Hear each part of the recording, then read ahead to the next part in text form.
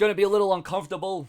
Going to be doing something that, a lot of my viewers and subscribers have asked me to talk about for a long time, and it's one of those segments, and it's one of these things, it's one of those topics where, it's, considering the circumstances and what happened and what went into it, and, the twist, and there was turns, and, it was very unpredictable, and it was a very, just a horrible, tragic situation altogether. Chris Benoit. Now, WWE is reportedly not happy with the idea of the Chris Benoit movie being made.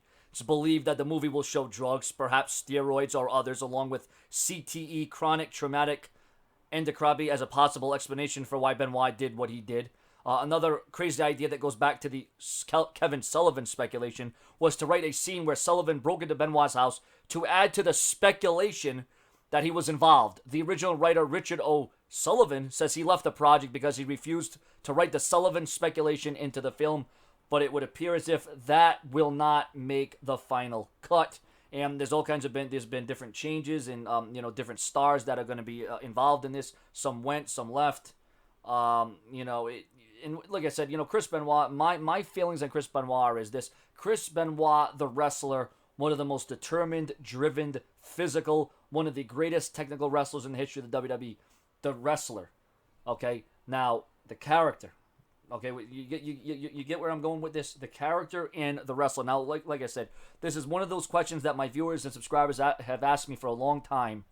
But like I said, it's one of those tricky things where you feel so horrible about just how horrible it was. I mean, that word horrible is just.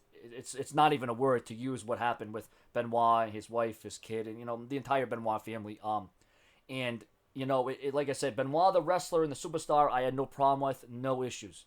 But Chris Benoit the person. But then you also have to take into account. They said that he had the brain of an Alzheimer's patient of about 80 years old or something like that. I mean, Chris Benoit. Like I said, there's nothing that makes this right. There's nothing that will make this a feel-good story. And by right, they really shouldn't even make this movie. I mean, here's the thing about it.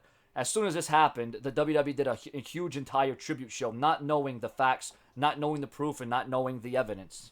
And then they said the next night on ECW that they will never mention or do any more tributes or any more video packages to Chris Benoit, obviously after they found out what he did and what he did to himself.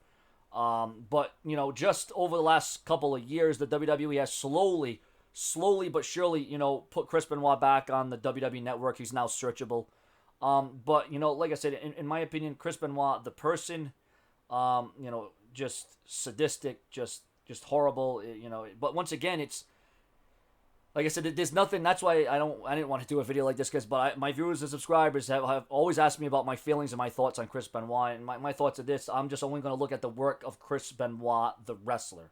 I'm not going to look him, because he was a great, beloved, father. He supposedly really, he loved his son. He had a heart of gold. And I know there were some differences over the years. I know Chris Benoit had his little outburst with his wife, and I know he had his problems, but everybody has their problems, but it's how you deal with them, and it's how you manipulate them, and it's how you, meet those problems. But, Chris Benoit obviously went over the line.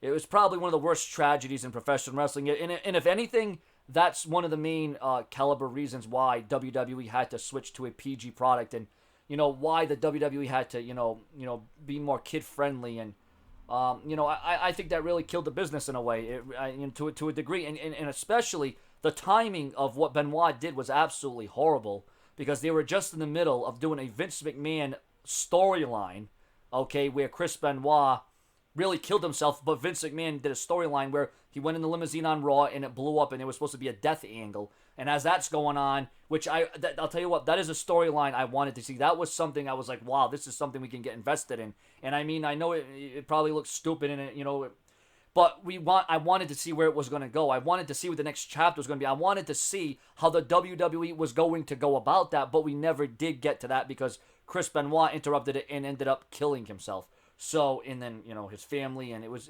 just, I mean, tragic. I mean, to this day, I still can't believe it. I mean, I really, literally can't believe that Chris Benoit could do something like that. But I always go back to his last match, and I think it was it Elijah Burke? I mean, you can correct me in the comment section if I'm wrong, but I think he was competing for the ECW title. He was in a tournament to determine who would fight for the ECW title, and of course we all know that John Morrison, Johnny Nitro, took his spot and against CM Punk, and that's another match that we got robbed of. Chris Benoit versus CM Punk. Can you imagine how great of a match that would have been? A IWC's wet dream, literally. Okay, Chris Benoit versus CM Punk would have probably been a match of the decade, no doubt about it. And I think ECW would have lasted a lot longer under the WWE banner had Chris Benoit not killed himself. Because here's the thing about it is Chris Benoit was going to be the flagship guy. He was going to be the front and center. He was going to be the face that ran ECW. And I think ECW would have had a lot more leverage and a lot more positive things going for it had Benoit not did what he did. But like I said, there's just so many variables. Like I said, Chris Benoit outside of wrestling. His last few days, not someone you want to meet, not someone that you want to, it's like I said, this is, there's not many times I'm lost for words. There are many times where I'm stuck on what to say, but this is one of those issues that's very tough for me to talk about because I was a huge Chris Benoit fan. And nobody saw this coming. I mean, nobody. I mean, this is something that you should have wrote out as a storyline, but this sadly isn't a plot. It isn't a storyline, and it is indeed real life with real family and real deaths and real tragedy. And to go from being the world champion to finally, doing what you had to do, finally proving all the critics and the doubters wrong, proving that the WWE put their trust in Chris Benoit. And do you blame some of that on WWE for not following up with Chris Benoit? And then after Chris Benoit, I think another thing that really drove Chris Benoit over the line was Eddie Guerrero dying. I think that really put the knife in Chris Benoit, and that was the beginnings of. But like I said, I didn't think it was going to be something this drastic. I did not think it was going to be something this bad. I think when Eddie Guerrero died, that's the day Chris Benoit died. That's what I believe. That's my feelings. I think Eddie Guerrero's death had such an impact, a profound impact on Chris Benoit, that he was never the same. I mean, those two were like brothers, and when that happened, maybe you witnessed and maybe you felt a different aura. Maybe and like I said, that night that Chris Benoit was looking at the ECW title, if you go back, go watch that match with Elijah Burke after the match, okay? Remember, this was ECW. I think it was before the pay-per-view, right? Or a couple weeks before it. And Benoit went outside the ring, and he was looking at the title, and he had this very odd look in his face. And that's what I'll always remember of my final image of Chris Benoit, is that look on his face. Something didn't look right. Something just didn't seem right to me. But, this, like I said, it's just one of those things. It's just a sad turn of events, and something that should have never, ever, ever happened. I just think Chris Benoit, he was damaged goods. The business got a hold of him, and the business got the best of him. I mean, we can't blame it all on the WWE. The WWE didn't tell him to do what he did.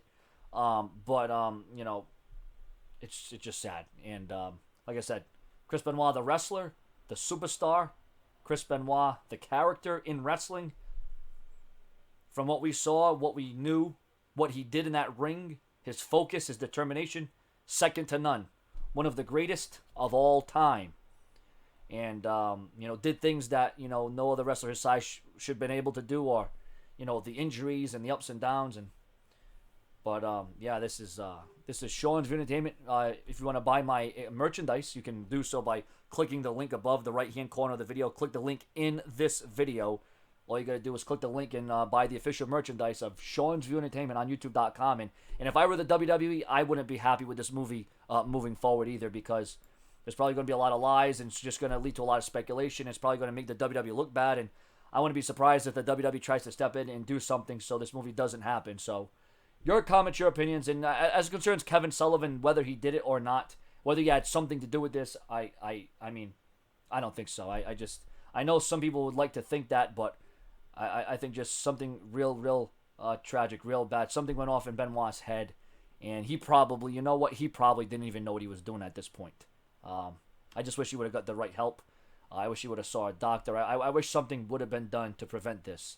So that's pretty much all I'm going to say, and I'm not going to talk too much more in the future about Chris Benoit, because like I said, it's one of those things where it's very uncomfortable, it's very damning, and quite frankly, I can't even get the right words out. That subscribe.